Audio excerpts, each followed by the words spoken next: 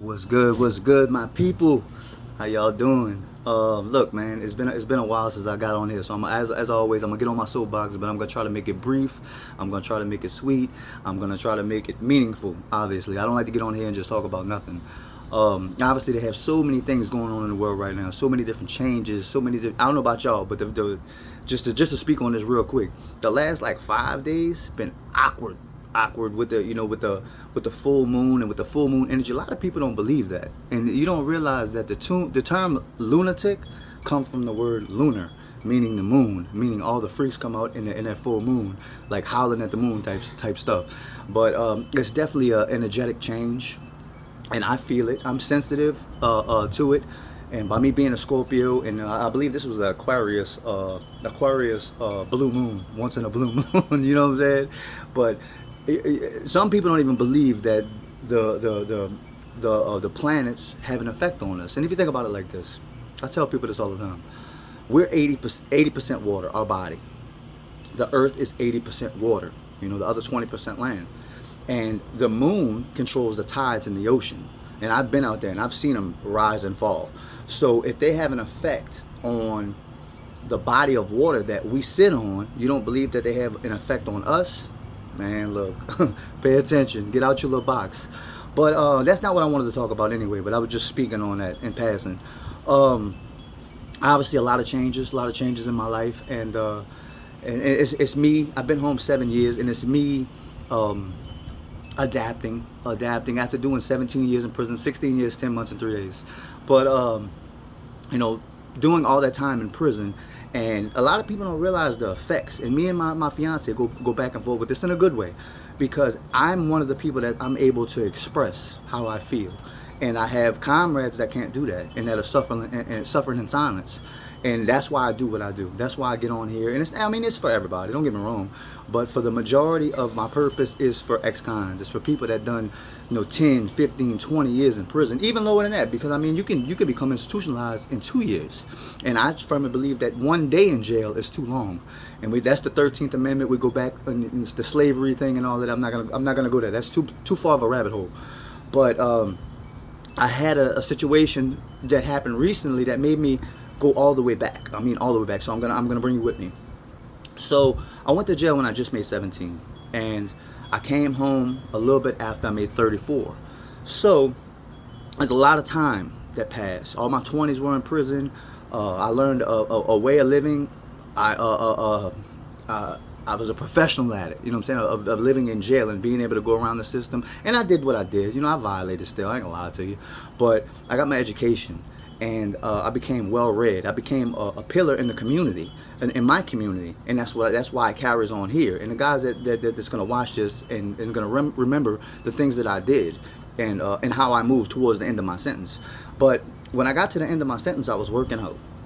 I'll never forget it. A little dude, he was about 21, I would guess, and we working out together. And he called me. He said, "Say, Unc." And I was looking around. It's only me and him out there. I said, "Who you talking to?" He said, "You, Unc."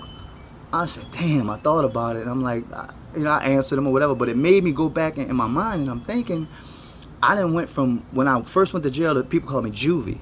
Then they called me nephew. And then now I'm Unc right before I go home. So I have to. You can't fight the father time. You have to adjust like anything else. But it leads me to I'm going through this thing right now. I can see why people go through midlife crisis, and I'm going through this thing at the mid 40s. To where I'm starting to have these health problems, pre-diabetes.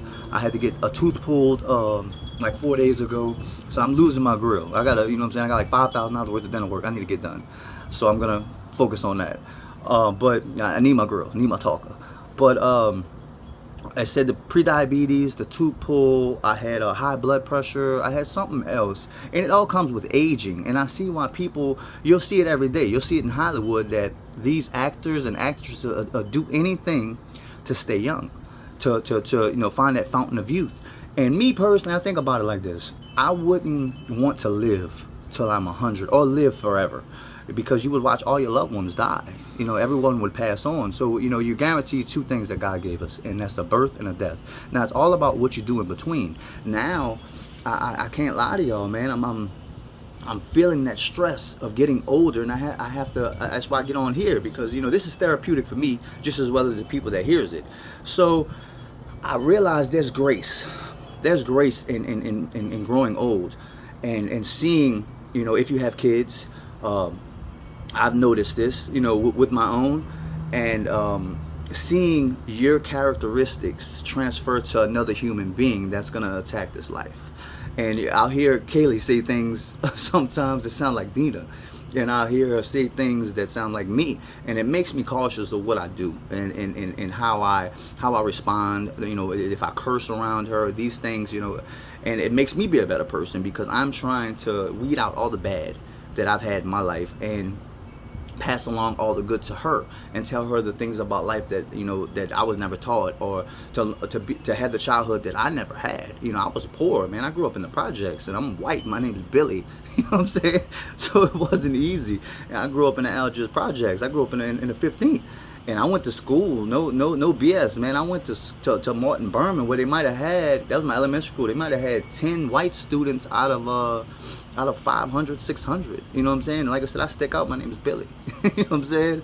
So, it was a hard upbringing. We were poor, and there was time that we didn't have Christmases until income tax came. We didn't have lights for 6-7 months. We didn't have water. We were stealing electricity from the neighbor. Breaking food stamps. Like, my mama was on welfare, and she's not having that life. And I'm proud to say that, that me and Dina are doing a good job by her. And like I said, that's the grace of growing old, of being able to look at another little person that's, in essence, is going to carry on your legacy. So that's what lifts me up. But man, it sucks getting old. Like I'm talking about, I used to never wake up in the middle of the night. I sleep 9-10 hours, 8 hours, whatever. But now, man, I'm finding my bladder. Like I'm having to wake up 3-4 times out the night just to use the bathroom, and it sucks, dude. It really sucks. The grays suck. The bone aches suck. You know what I'm saying? I'm starting to have to watch what I eat. How I eat. But like I said, man, some people haven't lived this life. I have countless friends that pass through my mind throughout the day, throughout the week, that are no longer here, that have passed on at an early age and don't know what it's like to grow old, and will never know what it's like to grow old, and left behind family members that they could have celebrated Christmases and Thanksgivings with. And so that's what you gotta always be blessed. Whenever you think, damn, it sucks getting old, it's bad, it hurts, it's aggravating, think about all the people that's not here. And with my guys that's done time, it's even harder for us. I say that because I didn't get a chance to grow old in prison. Like I didn't realize that my 20s were passing. Because in my mind, I think it's because I wasn't around friends that I grew up with. I wasn't watching them grow old. I wasn't watching them, have different things in their lives, and so it's all it's different for us. It's different for ex-con that's been in prison all that time, and didn't really get to enjoy life. So now it's like we're 17, or it's like we're 35 going on 70. You know what I'm saying?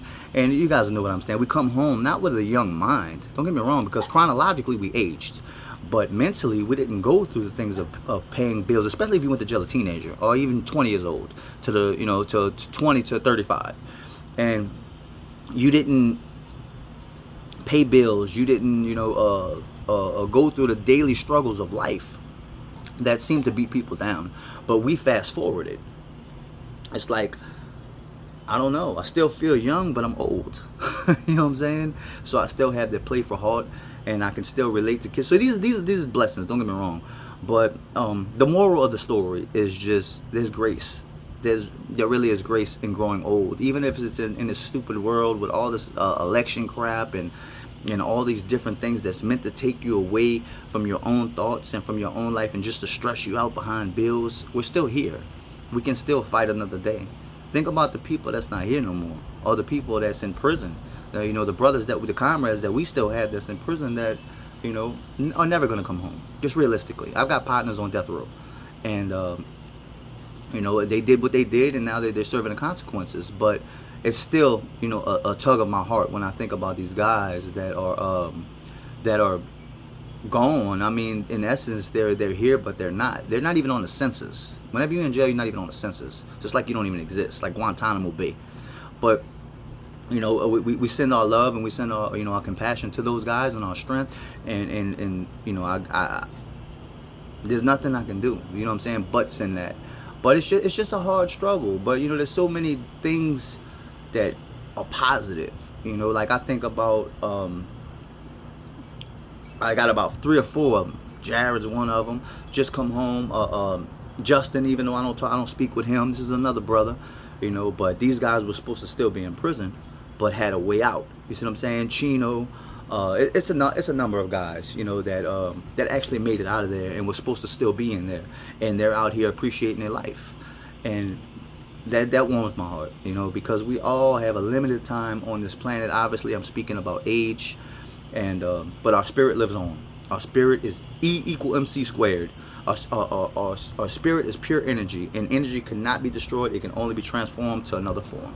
That's it. So in essence, we live forever. But look, man, I hope God's in your life. I hope I speak happiness and peace into your family. I know it's just a crazy world right now, and that's why I wanted to get on here. Like I said, I don't like to get on here and just go through minute stuff and grocery prices and all that, and gas prices. We know what that is, and hopefully that gets better. But we have to live in this world, and I love y'all, man, and like I said, this is mainly going out to my brothers. You know what I'm saying? I know it's hard. I know some of y'all are suffering in silence, and y'all can't speak how y'all feel. Y'all don't want to get on here and because it takes time. I'm not gonna lie to you. It takes energy. But this is my purpose. This is what I was meant to do, and I'm sharing my talents, and I'm sharing my compassion and my love, and I'm speaking for for the masses of men that can't speak for themselves, and women that's been incarcerated. But as always, man, peace, love, and happiness.